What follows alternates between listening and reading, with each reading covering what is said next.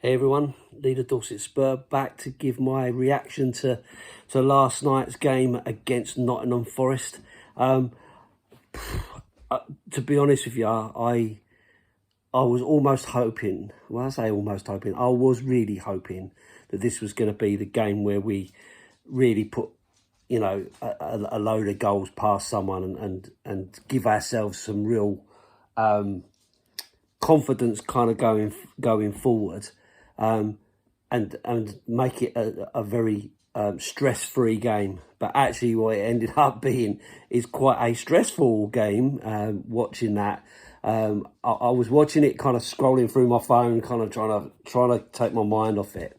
I felt that at the start of the game, we started off pretty well. There was some good movement and some good passing, some good pressing. But I had to say, Nottingham Forest, I thought, really weathered the storm. They sat deep, they tackled, they pushed, they hit us on the counter and kind of put us under a little bit of pressure. And the more they did that, the shakier we kind of ended up. There was an awful lot of stray passes coming out, certainly around the back. Several players were guilty of it. Bissouma, Sarr, Romero, Johnson, all the way through it. There was an awful lot of that going on. I felt that Forest were fairly physical. Son couldn't get any time on the ball whatsoever, and it really kind of shook us up a little bit. Son was over several times, and I was getting a bit frustrated with it, to be honest. And then we kind of lost our way, and we weren't playing the attractive free-flowing football that we've been doing. Beautiful cross from Kulu for Richarlison to score that goal right at the death of the first half. Really kind of settled my nerve then. Kulu, he doesn't do that enough for me. And I guess that's because he really hasn't had a target man to do it to. That's kind of my excuse for it. But he went from, Kulusevski to cool and sexy because he just really floated that ball in perfectly. And Richarlison did what Richarlison can do. He got up high, he glanced the ball in and gives him, 3 goals, 2 games, which will really, really help his confidence. And I think you have to consider that some of the stuff the guy's gone through, we don't know what goes on behind closed doors for people, right? So we know that he's had some issues with family and friends and people not being who he thought they were and so on. And we also know that he's just had an operation not that long ago. And to come back, he now seems an awful lot freer and a lot, he's got awful lot more energy. And he's getting involved in the game an awful lot more. So I'm hoping, fingers crossed, that this is the turning point for him, and he can really get his career at Tottenham on the road. Because I think Ange seems to like him. He seems to have faith in him, and I want him to repay it. I love an underdog. I love an underdog story. I can't help it. I think it's part of being British, isn't it? That we love an underdog. We build them up and build them up and build them up, and then they kind of, the media and that smash them down. But for me, I just love an underdog story, and I'm so pleased that he kind of got those goals last week and this one yesterday. So I thought, really, really cool to see, and that set us on the path coming out for the second half. And I guess at half time, I think Ange would have been saying to the team, look, we've got the goal. Now we've got the goal. Forest will have to come at us. That's going to give you the opportunity to pass and to play the football that we can play. You've got to trust in yourselves. You've got to trust in what we're trying to do. And I think that would have been the message that he sent out. But again, second half, I felt like Forest really kind of pushed themselves, really made the effort to really quieten us down and keep us at bay. I touched on it last night. I was on with Chris Cowling last night on his live stream, and I said then, thought the Forest fans were fantastic. I thought the singing that they do and the support for the team was really good, and I think it does make a difference, because generally speaking, you can always hear the away fans. The Tottenham away fans are a fantastic travelling group, and they really do make themselves known and make themselves heard. But Forest were really, really, really up for this game, and you could kind of feel it, and they were like the 12th man, and I felt that Forest really grew into the game, and had they been better in front of goal, it could have been a different story. I didn't feel that we were particularly good. I felt that we did enough, obviously, but we wasn't the same team that went against Newcastle, and it's a different game, right? That Newcastle are a bit more kind of attacking, which gives you that opportunity to make those quick passes and so on. I think Johnson going off with that nasty cut didn't help, really, although it did get Kulu out wide, which led to the cross for the first goal. So it did help us in the end, but it didn't really help us, because I felt that Johnson was actually getting into the game and starting to find his feet. And again, fair play to the Forest fans for giving him a good send-off as he went off. I know they were booing him during the game, which you expect, but some real respect for him as he left the pitch with that nasty cut. So, fair play to him from that point of view. But yeah, I guess when you're kind of looking at it from that point of view, and you bring on Skip, who I personally don't think he's going to cut it. I don't think he's the answer for us. That kind of made it a little bit more difficult for us in the game, in my opinion. So I didn't think it was a brilliant display from us. To be honest, I felt that defensively, like for me, my man of the match was Ben Davies, right? Who gets absolutely caned, week in, week out by fans. They put him in the same bracket as Eric Dyer and players like that. And I've always said I think that's a little bit unfair. I think he's very versatile. He's very professional. He works hard. He does as best as he can.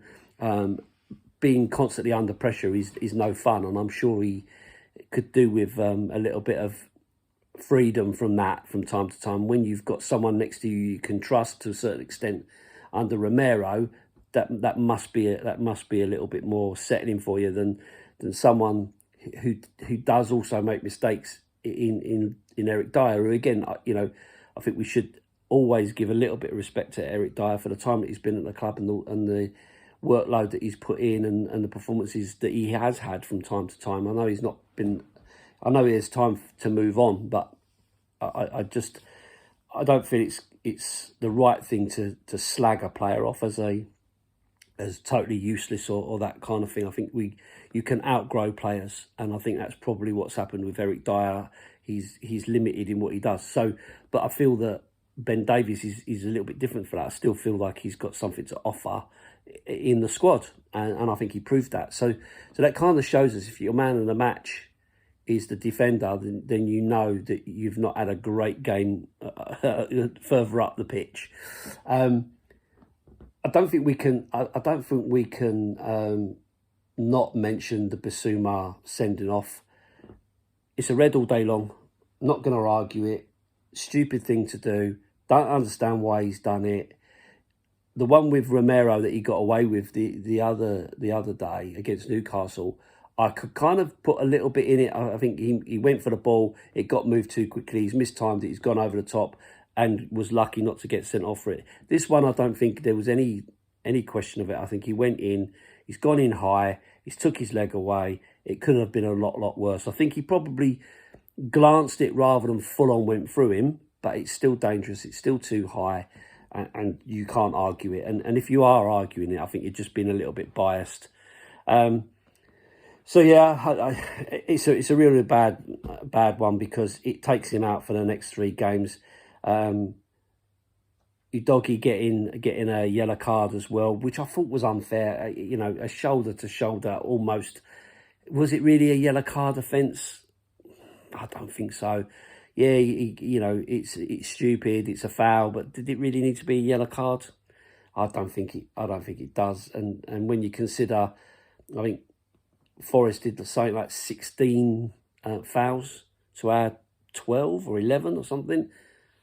Kind of makes you think, well, how many of their players actually ended up getting yellow cards and that? And because I didn't feel like it was a particularly dirty game, apart from the Basuma, the Basuma sending off.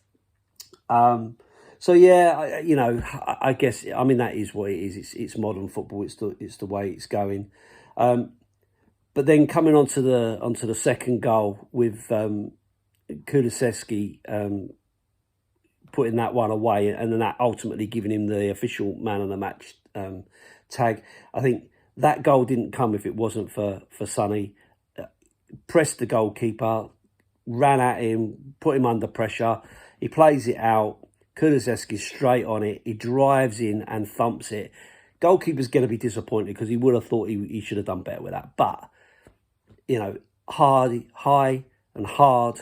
And it kind of just it was probably beyond him before he could, get his hands right to it. So great to see Kulusevski, a goal, an assist. And he's been really versatile, playing on the right, playing through the middle.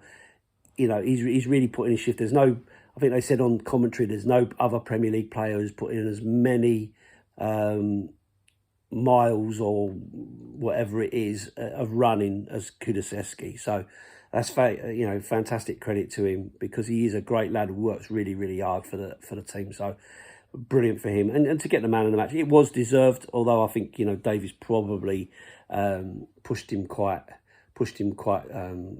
far on that. I guess the other thing to call out is obviously the performance of Vicario. Great save on the line with his feet, and it was a save. It wasn't just blasted at him. I mean, he's going backwards and he got his feet in the air and kicked the ball away. So again, great save from him. Couple of moments in the game though where he kind of come out and flapped and pushed the ball away rather than punching the ball, catching the ball, or that sort of thing, which I was a bit concerned about. Well, what the hell is he doing there? That's a bit random. But he's Italian. He's a goalkeeper. They are a bit mental. So I don't know. We'll just have to see how that's gonna pan out. But yeah, that was quite odd. But if it wasn't for him, there was a couple of good saves in the game, and I think he really deserved it. Deserved that clean sheet. And he's been a real good buy for us. So I'm happy. I'm loving Big Ange instead, as we sing, and I think we are going into a period where I don't believe any game is easy. I really don't. That wasn't an easy game last night. Forest, whilst they're having their problems, they played some decent football. They pushed hard, and it was harsh on them not getting anything out of the game for their endeavour. But they need some quality up front to put the ball in the back of the net. That for me seemed like the bit that's missing for them again in last night. No game's going to be easy, but when you look at the fixtures coming up, you've got to think to yourself, these would be, in inverted commas, winnable games. That's what you would expect. Everton are a side that we have a really good record against. They've been going through a difficult time. They're having a bit of a resurgence at the moment, and if it weren't for the 10-point deduction, they would be somewhere near the sort of top end of the table. So I think that's going to be tough. But on paper, when you look at it, some of these games could be good games for us. It's going to be tough though, with suspensions and with injuries and so on. So I'm not counting my chickens.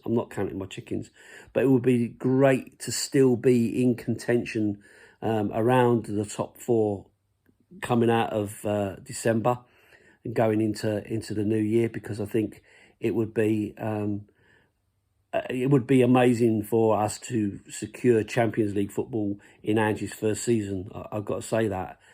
I didn't think it was possible at the beginning of the year. I thought that we might struggle, especially losing Kane. But now I'm starting to believe that the footballing gods are a little bit on our side. We are getting some some decent results. We are getting the rub of the green from time to time. We're having our problems. I'm not going to argue it. We're having our problems. But if we can just add a little bit of quality to the side, you know, another centre-back or two would be amazing. A left-back, support for Udogie. Maybe an attacker, and even someone who with the similar sort of qualities as Maddison.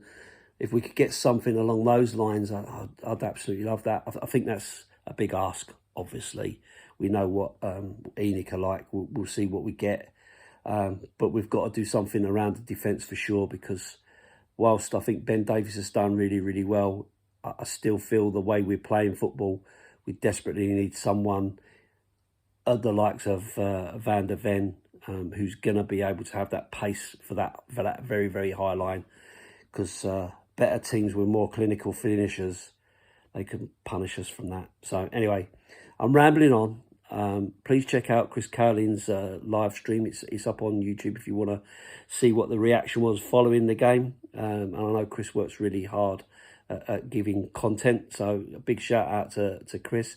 I also do the predictions with the Irish Hotspurs. Another guy who, if you're not watching, check him out. Jack and Dave, they work really well when they're doing this prediction YouTube channel predictions and stuff, which is I'm really pleased to have been invited to take part in, although my predictions are absolutely rubbish. But it's good fun to keep doing, and it helps me see the positives of doing YouTube and social media, because as you know, I've not been a massive fan of it recently. Anyway, I'm rambling on. Thanks very much for watching. Appreciate the love and the support. Please feel free to leave comments, likes. I think they help somewhere along the line, but comments I really enjoy, because I get to interact with you guys and get to know you. Even if I don't know you personally, I get to know you by name and stuff like that, which is really cool. One of the benefits of doing this stuff. So I'll leave it there. Thanks for watching. Up the Spurs.